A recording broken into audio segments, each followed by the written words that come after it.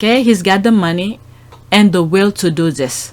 All right, let's see here. This is 2 minutes and 36 seconds. Let's listen.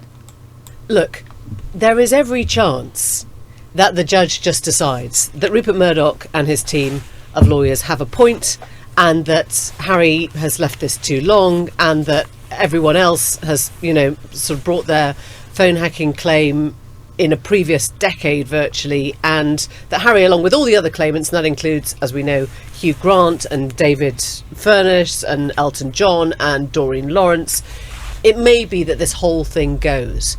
But if it doesn't, what we are learning is that Harry, Prince Harry, is one of those few people who is willing to see this through to the end. Can't we pack her off to somewhere quietly rather than campaign against her? She won't go quietly, that's the problem. I'll fight till the end. That he has said he'll take the stand. He'll be in court. He wants to do this, I'm imagining, because he somehow thinks of it as vindication for everything that his mother went through and everything that she died actually for. And I wonder whether somewhere this has become a very, very emotional question for Harry. It's clearly not about the money. He's already been offered, I think, 200,000 or something in that region as a payout. If he's not accepting that, yes, either he's trying to climb much, much higher, or else he's just saying, I want to see Murdoch brought to his knees over this. I think that's exactly right. I mean, look, I think that he's got the money to do it. And crucially, he's got the will to do it. And that's the difference, right, with all of the other people who've come and gone before. Most people who have engaged in this, they don't want the endless story and the stories that come their way as a result of taking these people on. Harry's been there. He's done it. And his whole objective isn't to get the money. It is to, I think in some sense we saw it when we saw the Meghan and Harry documentary. We saw it in Spare. I think there's a sense he has of destiny with this, that this is his role now, is to bring truth, to teach truth to these institutions. It is Harry against the world. And the reason this matters isn't just because this is like a royal salacious story. The point is that if this does come to trial, and this does start in January of next year, as Jim was saying, then the capacity for collateral damage and for huge damage, not only against Murdoch, not only against the wider press, but indeed the collateral damage on the royal family itself could be huge. Yeah. And we know, frankly, he doesn't care. That's right.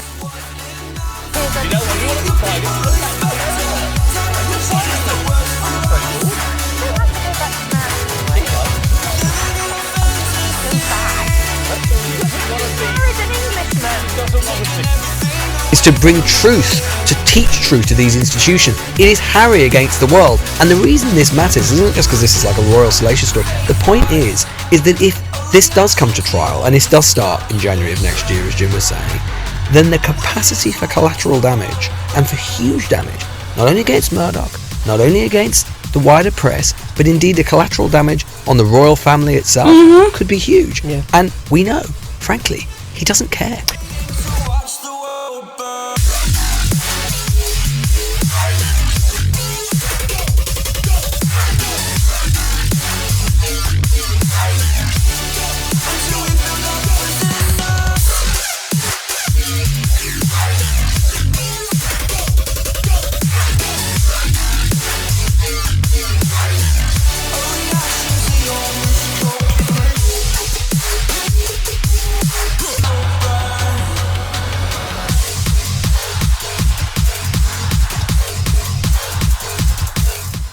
And we know, frankly, he doesn't care. Take a step forward into what I hope can be a more peaceful life.